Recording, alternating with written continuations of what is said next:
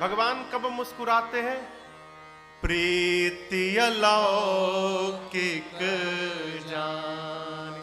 भगवान जब सामने वाले के भीतर लौकिक नहीं अलौकिक प्रेम देखते हैं तो मेरे भगवान भी हंस पड़ते हैं। अब आप कहोगे महाराज ये लौकिक प्रेम और अलौकिक प्रेम क्या है? तो लौकिक प्रेम हम लोग करते हैं एक दूसरे से, जिस प्रेम में कुछ चाह होती है, कुछ कामना होती है, ये लौकिक प्रेम है। और जिस प्रेम में केवल और केवल त्याग ही त्याग रहता है, जहां समर्पण रहता है, जहां आत्मन्योछावर रहता है, उस प्रेम का नाम है अलौकिक प्रेम। अब आप कहोगे महाराज किसी ने किया है? किया है ना? किसने किया महाराज? ए जी मांगी नावन केवट आना, मांगी नावन केवट आना, कही तुम्हार मरम मैं जाना, कही तुम्हार मरम मैं जाना, हाँ कही तुम्हार मरम मैं। जाना। आप केवट भैया की कथा कल श्रवण करिएगा। केवट भैया को भगवान से तनिक भी स्वार्थ नहीं है, लेश मात्र। आप कल्पना करिए आपके सामने भगवान प्रकट हो जाएं और भगवान अपनी ओर से कहे मांगो जो मांगना है। आप में से कौन है जो बिना मांगे रहेगा? है? केवट भैया को तो मेरे राघव जी सामने से दे रहे थे।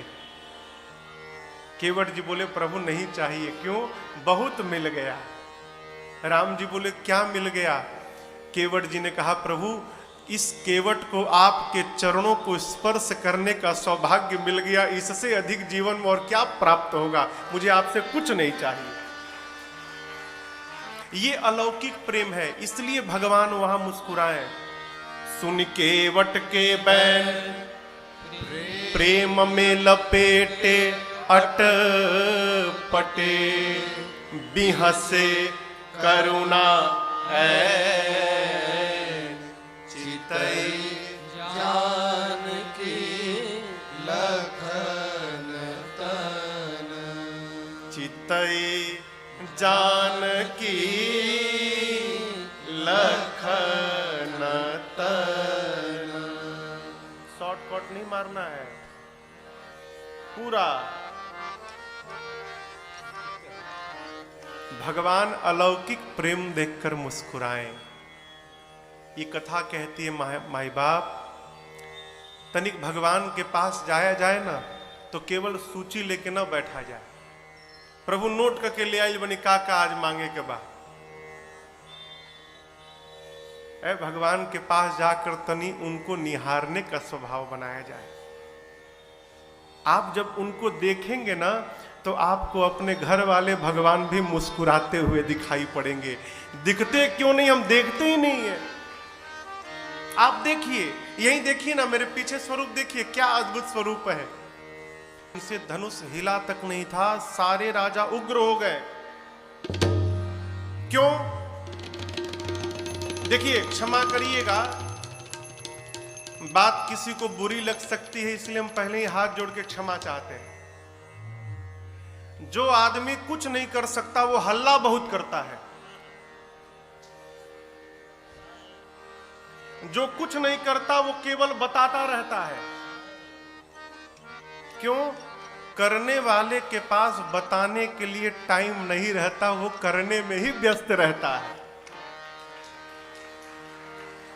जितने राजा जिनसे धनुष हिला तक नहीं था, सारे राजा एकदम आवेश में आ गए, कहने लगे पकड़ो इन दोनों बालकों को, पकड़ो, बांधो।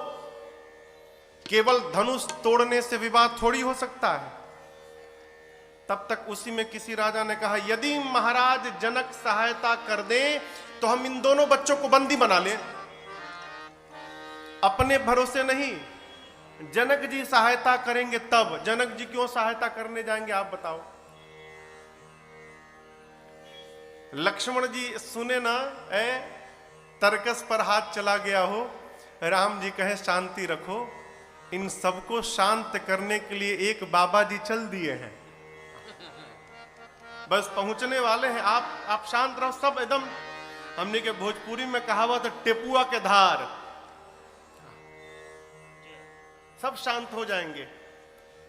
राजा सब कह रहे थे पकड़ो मारो धरो, बाबा कहते उसी बीच, तेहि अवसर सुने शिव धनु भंगा, तेहि अवसर सुनि शिव धनु भंगा, आयउ भृगु कुल कमल पतंगा, आयउ भृगुकुल कमल पतंगा। अरे बाप, देखी महीप सकल सकुचाने, देखे महीप सकल सकुचाने। कैसे?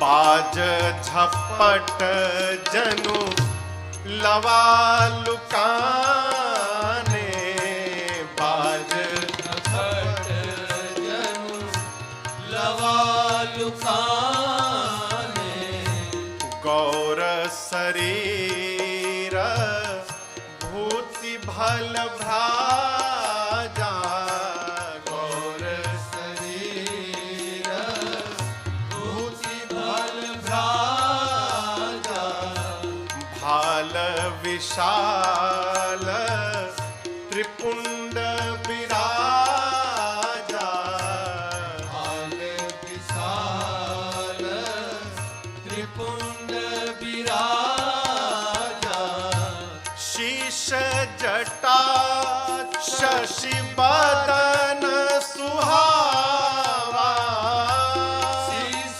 जटा शशि बदन सुहावा, ऋषभ कछुक अरुण होई आवा, ऋषभ कछुक अरुण होई आवा, ऋषभ कछुक अरुण होई आवा, ऋषभ कछुक अरुण होई आवा। कल आपको सुनाया जैसे भगवान ने धनुष को खंड खंड किया, वो ध्वनि भरे भुवन घोर कठोर रव रवि बाज तजी मारग चले। धनुष के टूटने की ध्वनि 3 लोक 14 भुवन तक पहुंची थी। महेंद्र पर्वत पर परशुराम जी तपस्या में बैठे थे। धनुष के टूटने की आवाज उनके कानों तक भी गई। जैसे ध्वनि पहुंची कान में, समझते विलंब नहीं लगा, रही ये तो पिनाक के टूटने की ध्वनि है।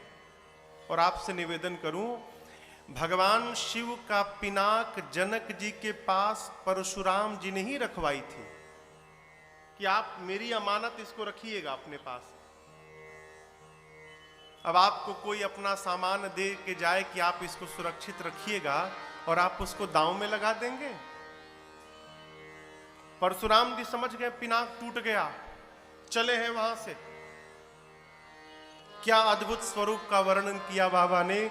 गोरा शरीर है, भस्म का लेपन हुआ है, सिर पे जटाओं का मुकुट शोभायमान है, मृग चर्म कमर में कटी में बंधा हुआ है, सुंदर यज्ञोपवीत धारण किए हैं, कंधे पर भगवान श्रीहरि का धनुष अजगव है, कमर में तरकस है, एक हाथ में फरसा है।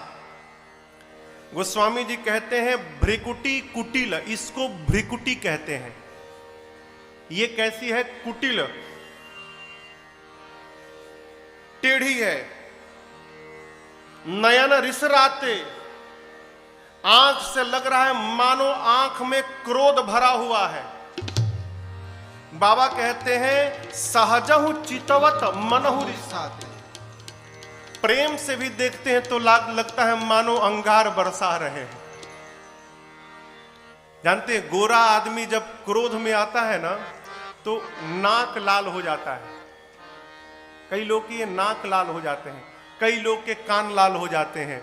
यहां कहते हैं रिस बस कछुक अरुण होई आवा। परशुराम जी का पूरा मुखमंडल क्रोध के कारण लाल हो गया है। पहुंचे जनक जी महाराज की सभा में, जितने राजा वहां पर कह रहे थे कि मारो मारो, पकड़ो पकड़ो, सभी राजाओं ने जैसे परशुराम जी को देखा हो आपन आपन धनुष बाण फेंक के खड़े हो गए। क्यों? कहीं बाबा जी ये ना देख ले कि हम धनुष बाण उठाए हैं।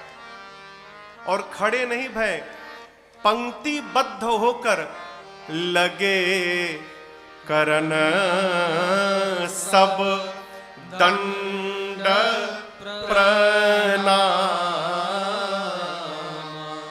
सारे राजा कतारबद्ध होकर अपने अपने पिताजी का नाम लेकर परशुराम जी को दंडवत प्रणाम करने लगे। प्रणाम करके सारे राजा जाकर कोने में खड़े हो गए, आपस में बात करने लगे। पता रहता कि ये भी आने वाले हैं तो हम भूल कर भी आ नहीं आते। विश्वामित्र जी जाकर परशुराम जी से मिले हैं। राम लक्ष्मण जी से कहा परशुराम जी को प्रणाम करने के लिए।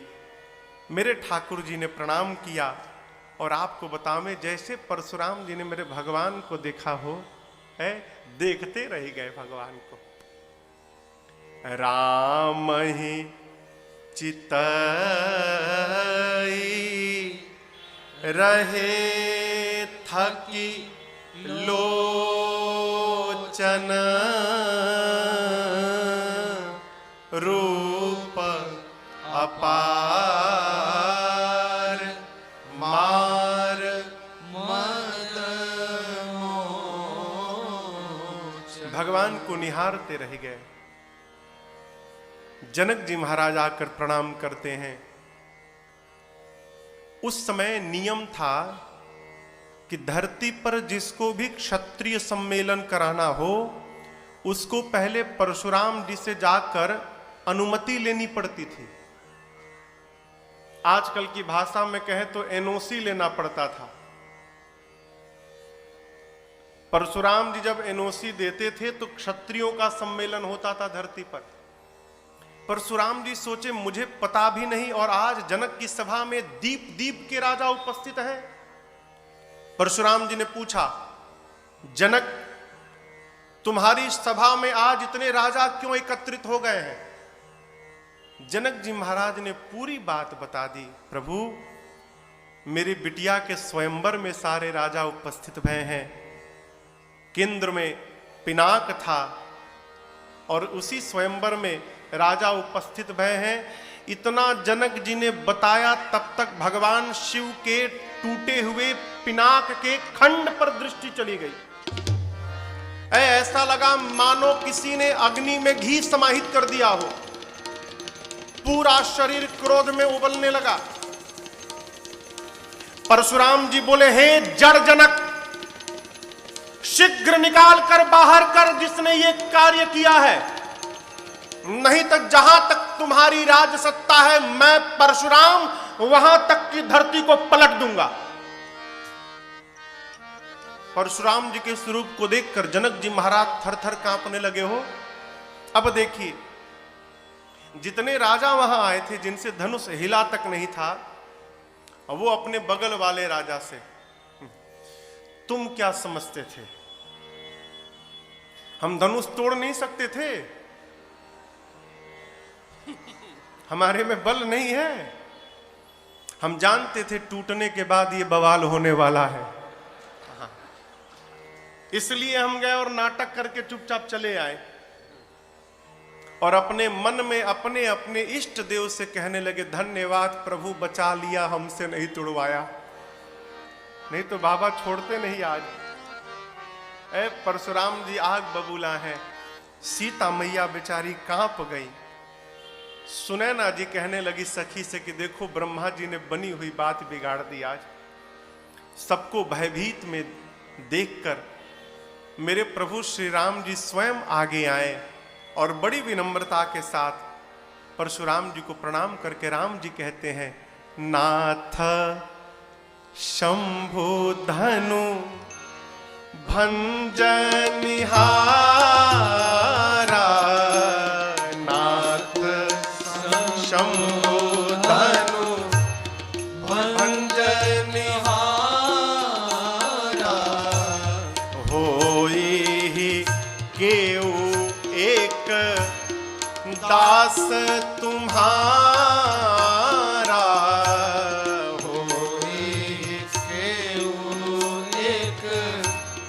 दास तुम्हारा, आय सुका कहिया किन मोही, आय सुखा कहिया किन मोही, सुने रे साई बोले मुनि को ही, सुने रे साई बोले मुनि को ही, सुने रे साई बोले मुनि को ही, सुनी रे साई बोले मुनि को ही।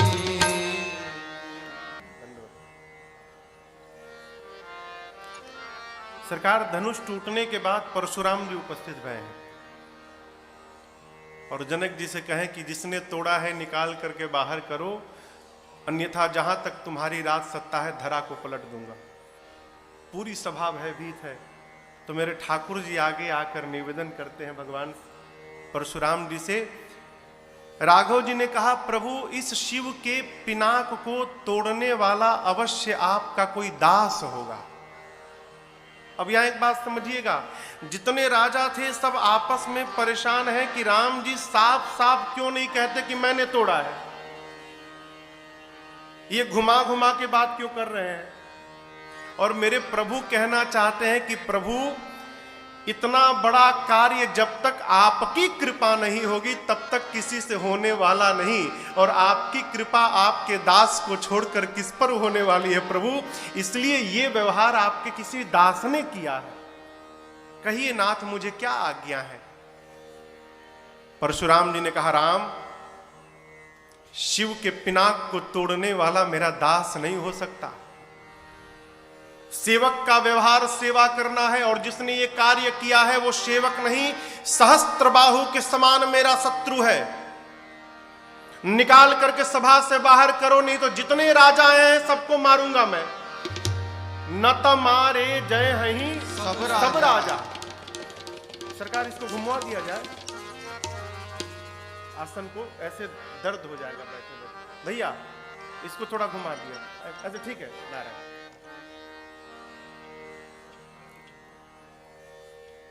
परशुराम जी बोले, निकाल करके बाहर करिए, नहीं तो जितने राजा हैं सबको मारूंगा। भगवान मौन। राम जी मनी मन सोचते कि मैंने तो कह दिया, आयस काह कहिया किन मोही, वो दास और कोई नहीं मैं ही हूं। इसके बाद भी ये समझ नहीं रहे हैं। लक्ष्मण भैया खड़े थे। लक्ष्मण भैया ने विचार किया कि ये जोड़ी जम नहीं रही है। मेरे भैया शांत हैं, अब बाबा जी शांत होना जानते ही नहीं है। लक्ष्मण जी प्रणाम करके आगे आए और भैया भी बड़ी विनम्रता से कहे, प्रभु बचपन में तो मैंने बहुत धनु ही तोड़ी थी, बहु धनु ही तोड़ी लरिकाई, परंतु आज तक कबहु न असरिस कीन्ह गोसाई। यदि आप धनुष के टूटने पर ही उपस्थित होते हैं तो बचपन से लेकर आज तक मैंने कई धनु ही तोड़ी, आज तक तो आप आए नहीं। इसी धनुष पर इतना प्रेम क्यों जग गया आपका? अरे राम। लक्ष्मण जी की बात को सुनकर परशुराम जी और आवेश में आ गए। बोले, रे नृप बालक, तू नहीं बोल रहा है, तेरा काल तेरे मुख से कहलवा रहा है, संभाल करके नहीं बोलता। शिव के पिनाक की तुलना तू एक छोटी सी धनुही से कर रहा है। लक्ष्मण जी कहें, बाबा जी, धनुही हो चाहे धनुआ हो, दोनों का काम बाण चलाना होता है। और आप तब से कह रहे हैं किसने तोड़ा, किसने तोड़ा, किसी ने तोड़ा ओड़ा नहीं, छुअत टूट रघुपति ही ना दोसु। मेरे भैया ने केवल छुआ मात्र था, ये टूट गया। क्यों? पुराना हो गया था। हम क्यों अभिमान करें कि हमने तोड़ दिया, हमने तोड़ दिया। परशुराम जी बोले, तेरा काल निकट आ गया है। ये फरसा देख रहा है, फरसा 21 बार धरती से छत्री विहीन किया हूं धरती को मैंने, 21 बार, बालक जान के नहीं मार रहा हूं तुझे। लक्ष्मण जी बोले, जीवन में पहली बार कोई वीर मिला जो अपनी प्रशंसा अपने मुख से करता है। प्रशंसा तो और करते हैं, पहली बार कोई मिला जो अपनी प्रशंसा अपने मुख से।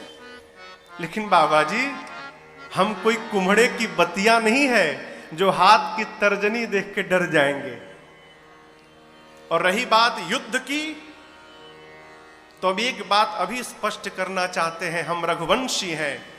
हमारे वंश में गौ पर और विप्र पर प्रहार नहीं किया जाता है। क्यों? यदि हम आपको मार देंगे तो ब्रह्म हत्या का पाप लगेगा, और यदि युद्ध में आपसे पराजित हो गए तो क्षत्रिय होकर युद्ध में पराजित होना हमारे वंश के लिए कलंक की बात हो जाएगी। इसलिए हम आपसे लड़ेंगे नहीं महाराज।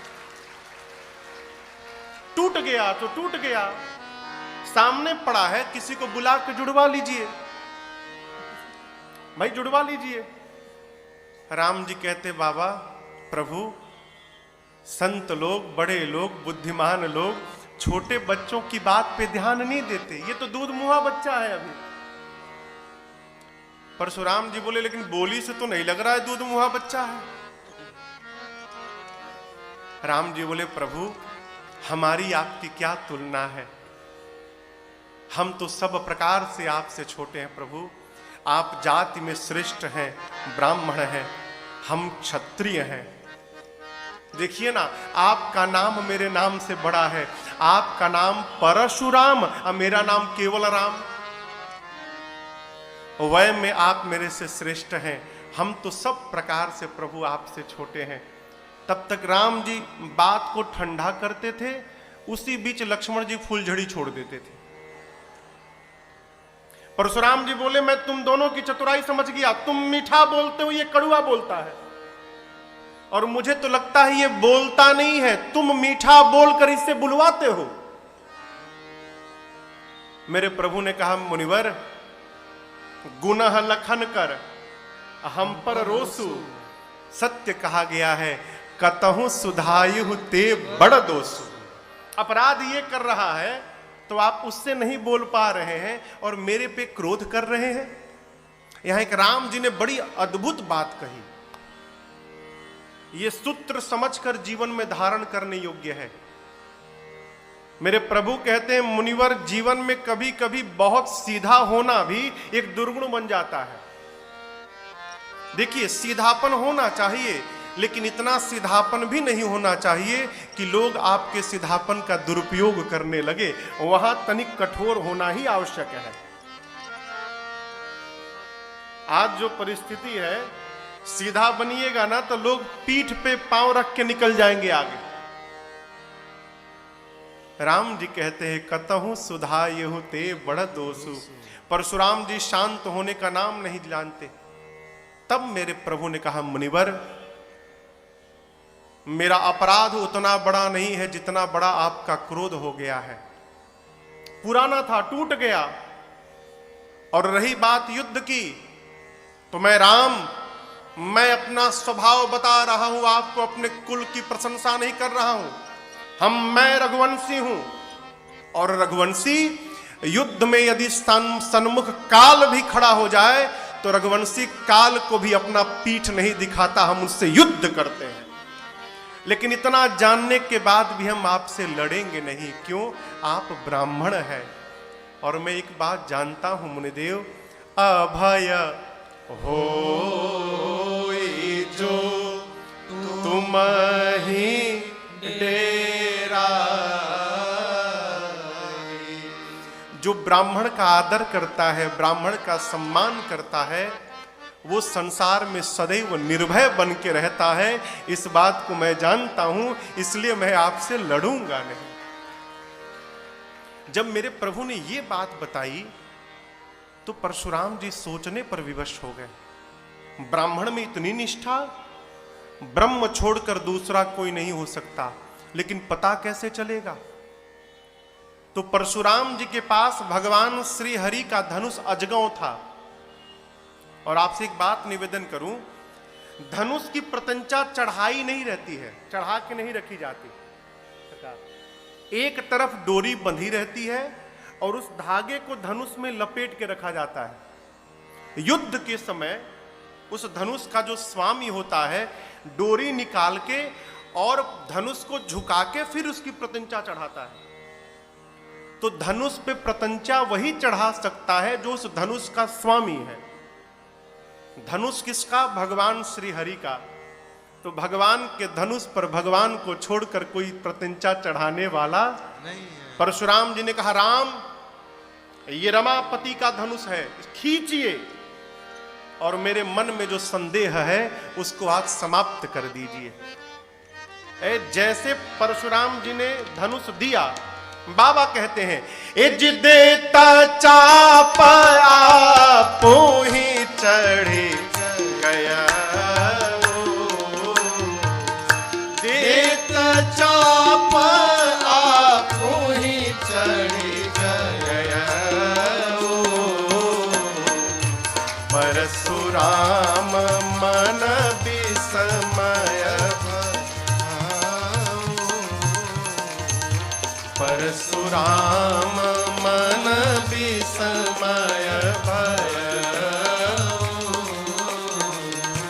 परशुराम मन विस्मय भय। यहां लिखा हुआ है मानस जी में, गीता प्रेस जी के मानस जी में, कि देत चाप आप ही चली गयऊ। हमारे पूज्यपाद गुरुदेव भगवान कहते हैं, बेटा चली गयऊ नहीं, देत चाप आप ही चढ़ी गयऊ। भगवान ने जैसे हाथ में धनुष पकड़ा, उसकी प्रत्यंचा अपने आप चढ़ गई धनुष पर। यह देखकर परशुराम जी को विस्मय भाव उत्पन्न भया। यहां पर 9 बार राम जी का जय जयकार करके परशुराम जी का सारा आवेश भगवान में प्रवेश किया। प्रभु और भैया लक्ष्मण से क्षमा याचना करके परशुराम जी वन में तप करने चले गए। परशुराम जी के जाने के बाद गुरुदेव भगवान विश्वामित्र जी महाराज जनक से कहते हैं, जनक जी धनुष के टूटने के साथ विवाह तो हो गया, परंतु लोक व्यवहार को ध्यान में रखते हुए अपने घर के श्रेष्ठ जनों से, गुरुदेव से विचार करके एक पत्र लिखकर आप दूतों से पत्र श्रीधाम अयोध्या भिजवाइए, जिससे श्री चक्रवर्ती जी महाराज बारात लेकर आए और आप अपने विधि विधान के साथ दिव्यता से विवाह को संपन्न करें। जैसे परशुराम विश्वामित्र जी ने बात कही, जनक जी महाराज ने गुरुदेव से विचार विमर्श करने के बाद एक पत्र लिखा और दूत पत्र लेकर श्रीधाम अयोध्या पहुंचे। आइए हम और आप भी अयोध्या के ही क्षेत्र में बैठे हैं। अवध तहां जह राम निवासु, तो यहीं बैठे बैठे एक बार अयोध्या धाम को हम और आप प्रणाम करते हैं। बोलिए अयोध्या धाम की जय। बाबा कहते हैं, अरे पहुंचे दूत रामपुर पावन, पहुंचे दूत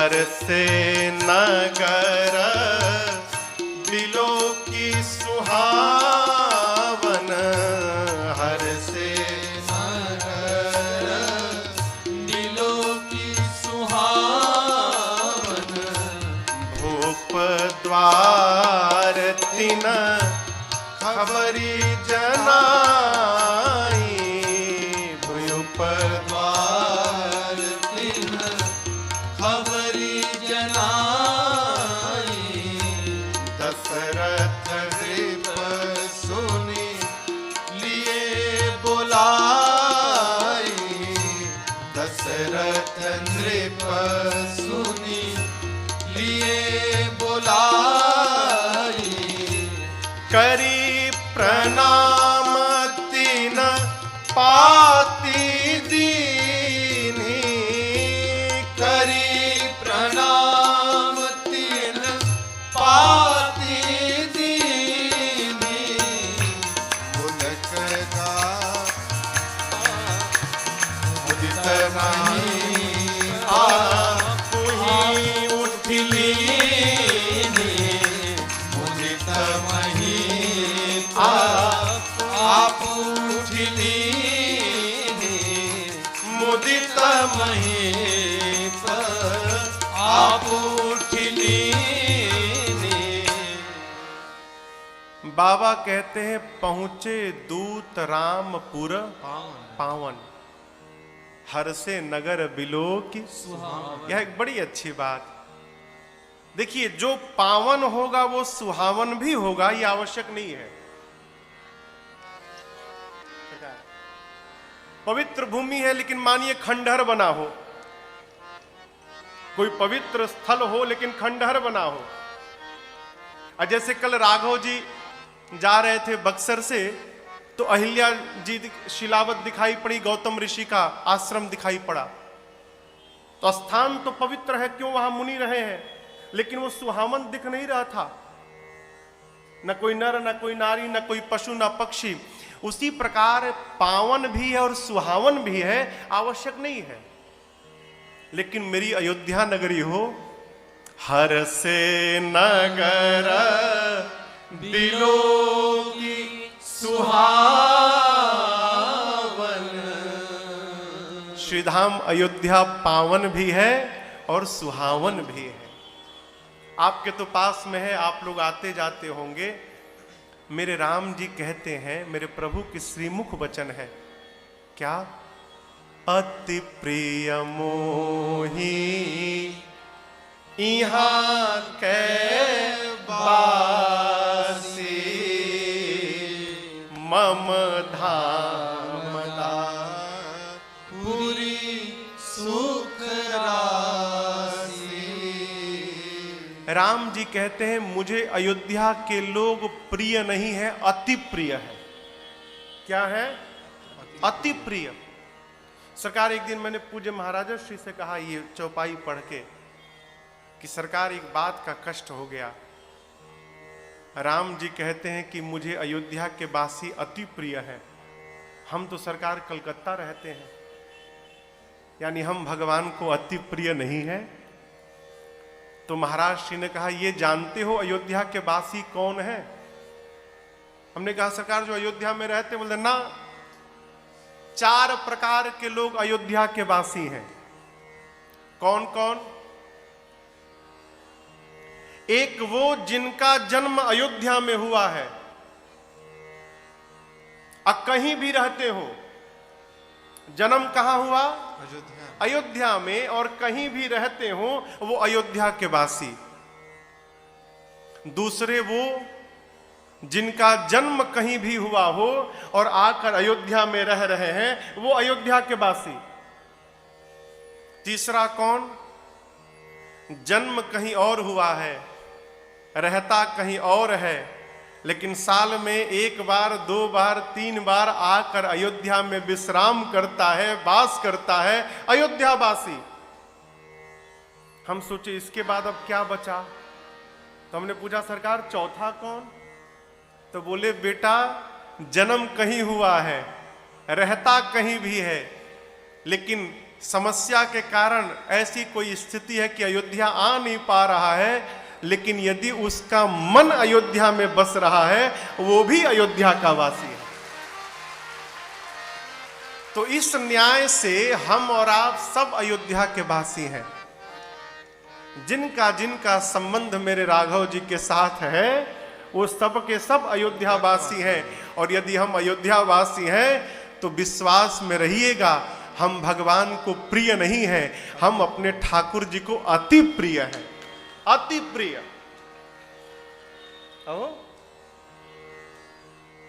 अयोध्या अद्भुत नगरी है।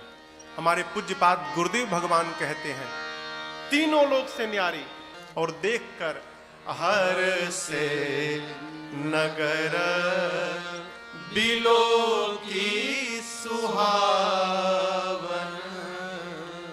मिथिला के दूत श्रीधाम अयोध्या पहुंचे, नगरी का दर्शन करके हर्षित हो गए, आनंद में आ गए हो। श्री सरजू जी में जाकर स्नान किया है। स्नानोपरांत पत्र लेकर मिथिलेश का पहुंचे महाराज के द्वार पर, दरबार के द्वार पर। भीतर सूचना भिजवाई कि हम मिथिला से आए हैं। अब यहां पर समझिएगा, जिस दिन से श्री विश्वामित्र जी राम लक्ष्मण जी को लेकर गए हैं बक्सर, उस दिन के बाद आज पहली बार राम लक्ष्मण जी के बारे में कोई सूचना आई है। और चक्रवर्ती जी को यह पता था कि विश्वामित्र जी मेरे बच्चों को बक्सर से लेकर मिथिला चले गए। किस हेतु गए हैं ये नहीं मालूम था। जब महाराज सुने कि मिथिला के दूत आए हैं, तो ये समझते विलंब नहीं लगा कि लगता है अवश्य मेरे बच्चों के बारे में ही कोई सूचना आई है। तुरंत बुलवाया दूतों को। दूत राज दरबार में पहुंचे, दंडवत किया महाराज को और कहा, प्रभु हमें मिथिलेश ने आपके लिए पत्र देकर विदा किया है, हम संदेश लेकर आए हैं। अब यहां पर एक बात समझिएगा, प्रेम में नियम समाप्त हो जाता है। जब प्रेम अपनी पराकाष्ठा पर होती है ना हो, तो सब नियम समाप्त हो जाते हैं। चक्रवर्ती सम्राट है महाराज। उचित था कि महाराज अपने आसन पर बैठे रहते और मंत्री में से कोई जाकर पत्र लेकर और महाराज के हाथों में देता। लेकिन जब प्रियतम का पत्र आया है हो, तो वहां कहां का महाराज, कहां का चक्रवर्ती। महाराज इतने आनंद में आ गए, दूतों से पत्र लेने के लिए महाराज स्वयं उतर गए नीचे। मुदित महीप आप उठ लिए। देखिए, आज अब तो पत्र की विधा ही समाप्त हो गई। हम लोग पढ़ते थे तो पत्र लेखन होता था, गुरुजी पत्र लिखवाते थे। अब तो क्या है, व्हाट्सएप और मेल आया ना, लोग पत्र लिखना भूल गए। पहले प्रियतम का पत्र आता था ना, तो लोग बार बार पढ़ते थे एक ही पत्र, छिप छिप के पढ़ते थे। हाँ, आज महाराज की दशा देखिए। जैसे दूतों ने पत्र दिया, महाराज हाथ में लिए वहीं खोलकर पढ़ने लगे। पत्र का संदेश भीतर गया तो अपना प्रभाव दिखाया।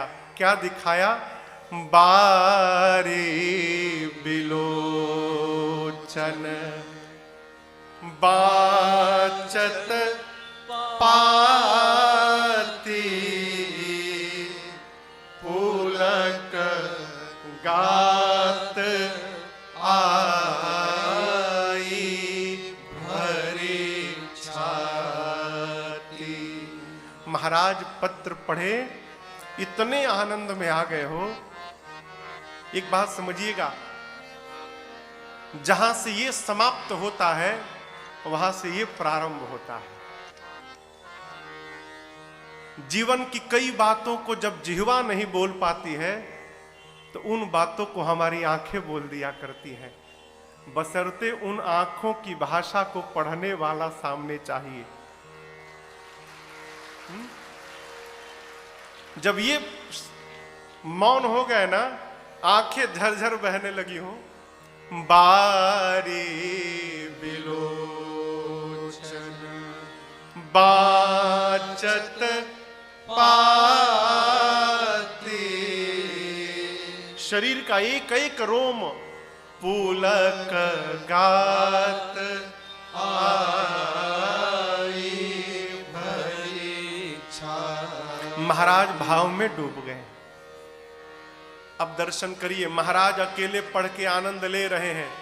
सभा में जितने लोग थे सब बेचैन। ऐसा लिखा क्या है उसमें? तो सभा के लोगों ने महाराज से निवेदन किया, प्रभु हमें भी बताने का कष्ट करें। तो दूसरी बार चक्रवर्ती जी ने सभा के लोगों के लिए पढ़ के सुनाया। फिर से पढ़ा। महाराज सोचते थे फिर कोई कह दे पढ़ने के लिए तो एक बार और पढ़ दूं। तब तक भरत जी शत्रुघ्न जी चले आए।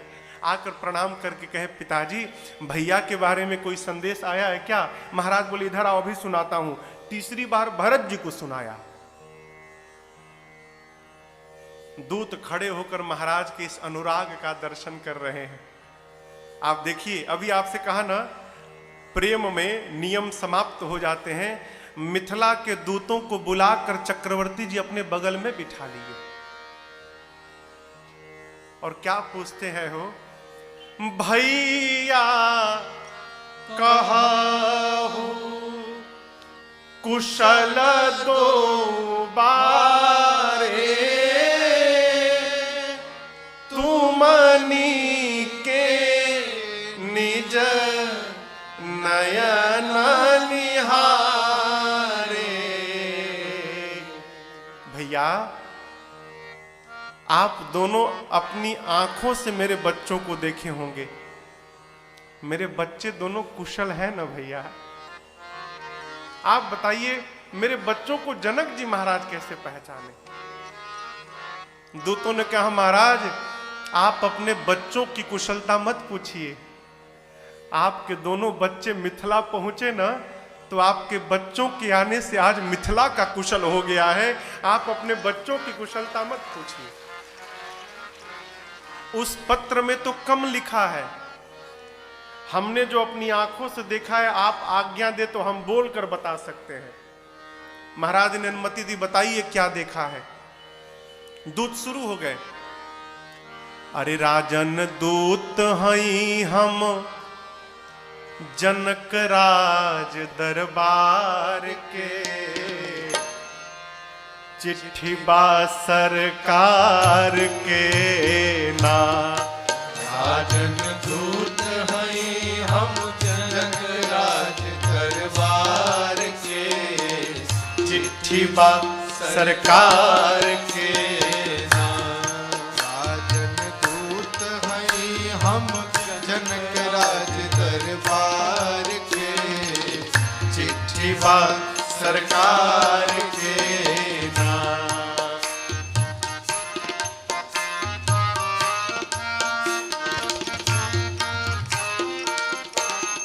अवसर आयल परम पुनीता, राजा जनक के बिटिया सीता। अवसर आयल परम पुनीता, राजा जनक के बिटिया सीता।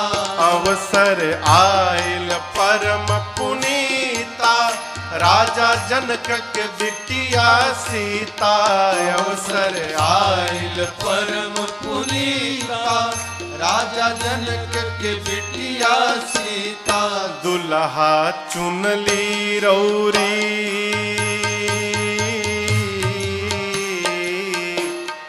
दुल्हा चुन ली रौरी, बड़कू राजकुमार के। चिट्ठी बा सरकार के ना। राजन दूत हई हम जनक राज दरबार के, चिट्ठी बा सरकार के ना।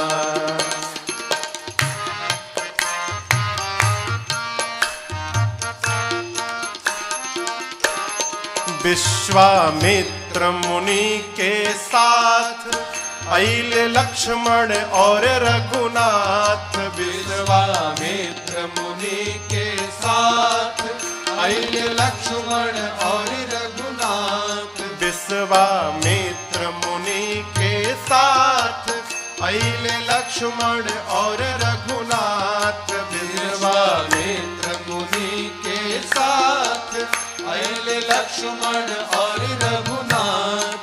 लोगवा पागल भइले मिथिला में, लोगवा पागल भइले, जोड़ी जुगल निहार के, चिट्ठी बा सरकार के नाम। राजन दूत हैं हम जनक राज दरबार के, चिट्ठी बा सरकार के नाम।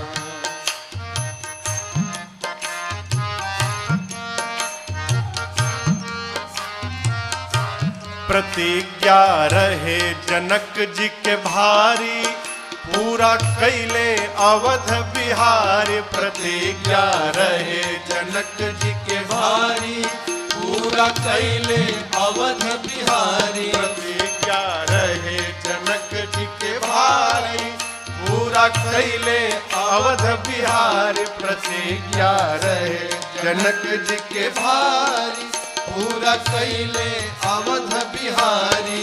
कैले देश देश के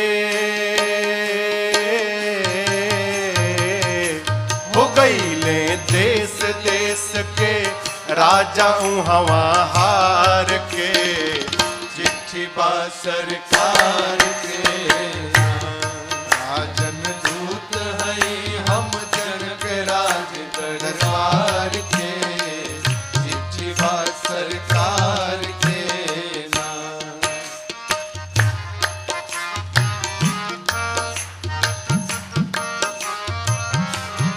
पढ़ली चिट्ठी के सब बात, लेके आ जाए बरियात। पढ़ली चिट्ठी के सब बात, लेके आ जाए बरियात। पढ़ली चिट्ठी के सब बात, लेके आ जाए बरियात। पढ़ली चिट्ठी के सब बात, पढ़ली पढ़ के आ जाए बरियात।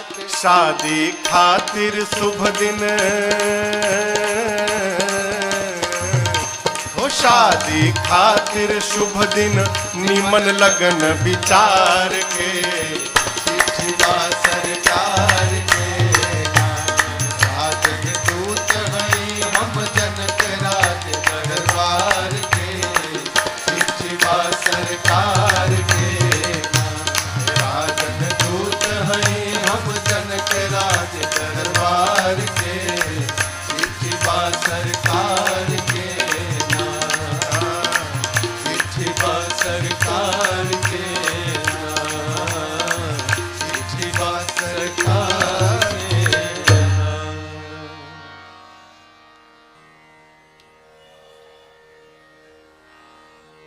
शादी खातिर शुभ दिन, अरे नीमन लगन विचार के, हई चिट्ठी बा सरकार के नाम। दूतों ने एक बात कही,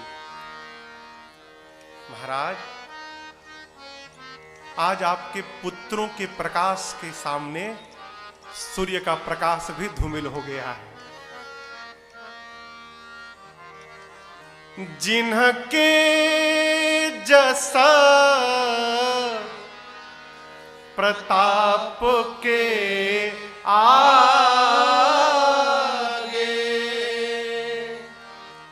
शशि मलिन रवि शीतल लागे। शशि मलिन रवि शीतल लागे। महाराज आपके पुत्रों के यश प्रताप कीर्ति के आगे चंद्रमा भी धूमिल लग रहा है, और राम के तेज के सामने सूर्य का तेज भी आज फीका पड़ गया है। जिस कार्य को कोई नहीं कर पाया उसकी आपके राम ने कर दिया प्रभु। अब आप कल्पना करिए किसी पिता के सन्मुख उसके पुत्र की प्रशंसा हो, पिता कितना गौरवान्वित महसूस करता है। महाराज अपने गले की माला निकालकर न्यौछावरी लुटाने लगे। दूतों ने उन न्यौछावरियों को उठाया, श्री चक्रवर्ती जी के चरणों में रखकर कहा, प्रभु यदि हम आपसे कुछ लेंगे ना ये अधर्म हो जाएगा। महाराज ने कहा, धर्म कैसे? लिखा है, कही अनीति ते मुदहि काना। महाराज अनीति हो जाएगी। महाराज ने कहा, नीति कैसे होगा? दूतों ने कहा, प्रभु हम मिथिला से आए हैं और हमारे मिथिला में बेटी के घर का पानी पीना भी पाप कहलाता है, इसलिए हम बिटिया के घर से कुछ लेंगे नहीं महाराज। देखिए मेरे पूज्य महाराज जी कहा करते हैं, लाला तुम्हारे घर का सेवक तुम्हारा परिचय देता है, हमारे घर में रहने वाले हमारा परिचय देते हैं। जिस प्रकार के लोगों का हमारे घर में आना जाना लगा है वो हमारा अपना परिचय होता है। किसी के बारे में पता लगाना हो तो उसके सेवक से बात करिए, स्वामी का पता चल जाएगा। कहो। चक्रवर्ती जी कहते हैं कि जिस महाराज के दूत के इतने श्रेष्ठ विचार हैं उस महाराज का कितना श्रेष्ठ विचार होगा। अयोध्या की पूरी सभा जनक जी महाराज की जय जयकार करने लगी। बोलिए जनक जी महाराज की जय। दूतों की समुचित व्यवस्था कराकर वो पत्र लेकर श्री चक्रवर्ती जी महाराज दौड़े। कहां दौड़े? तो जिनकी कृपा से आज ये दिन आया है, कौन? पूज्यपाद गुरुदेव भगवान श्री वशिष्ठ जी के पास पहुंचे, जाकर दंडवत करके श्री चरणों में पत्र रखा। महाराज इतने आनंद में है कि बताने लगे तो लटपटाने लगे। देखिए अत्यधिक प्रसन्नता में कोई बात बता नहीं पाते हैं। महाराज ने कहा, गुरुजी हम बता नहीं पा रहे हैं, आज्ञा देते तो जो दूत आए हैं वो ठीक से बता रहे हैं, उन दूतों को बुला ले। गुरुजी ने आज्ञा दी, मिथिला के दूतों को बुलाया और दूतों ने गुरुदेव भगवान से पूरी बात बताई। गुरुदेव जी मुस्कुराए और कहे, राजन इसमें आश्चर्य होने वाली कोई बात नहीं है। नदियां अपने उद्गम स्थल से निकलती हैं ना तो निरंतर अविरल बढ़ते बढ़ते एक दिन जाकर सागर में समाहित हो जाती हैं। यद्यपि सागर बुलाते नहीं है नदियों को, कोई भी सागर निमंत्रण पत्र नहीं भेजते नदियों को कि आओ मेरे पास, परंतु नदियां निकलने के बाद सागर में जाती हैं। उसी प्रकार राजन जिसके जीवन में धर्म रहता है केंद्र में, उसके पास रिद्धि सिद्धि संपत्ति रूपी नदियों को बुलाना नहीं पड़ता, ये नदियां स्वतः उसके जीवन में अवतरित हो जाती हैं। आपका जीवन, जिसके घर में स्वयं राम ही पुत्र बनकर अवतार ले लिए हो, उस महाराज के धर्म के बारे में कोई क्या व्याख्या करेगा?